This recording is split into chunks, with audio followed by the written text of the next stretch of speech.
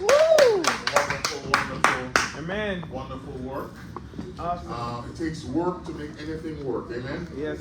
That's why it's called work. If it's working, that means it requires work. Mm-hmm. Amen. So we thank God for all that's working here. Amen. Thank you. Amen. We're still in the series, The Grace That Made Abraham Great. And last week we touched on Genesis chapter 18. And we're going to be still in Genesis chapter 18 this week.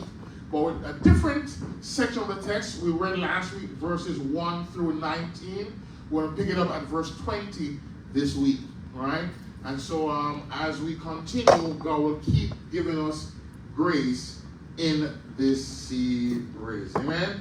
Is anyone enjoying the series? Yes. Amen. Powerful, powerful, powerful.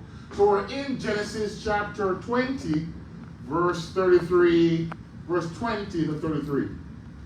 Genesis chapter 20, Genesis chapter 18, verse 20 to 33. Amen. Are you ready? Yes. All right, let's go.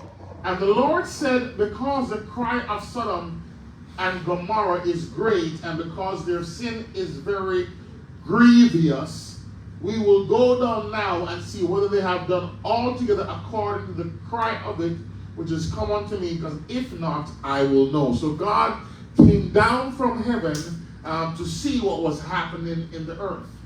Not the first time doing that, because God often does that. He often comes down from a human perspective to see what's really going on. He wants to get your lens, your side of it, because sometimes God doesn't understand why humans do things. So he puts himself in a human perspective, and he comes down to see what humans are doing so he can judge accurately.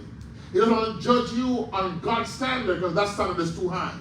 So he wants to judge you on your standard. So he comes down, walk among you, see what you're going through, and he judges you according to that.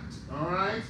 Verse 22, and the men turned their faces from thence and went down towards Sodom, but Abraham stood there before the Lord. So we saw last week there were three men.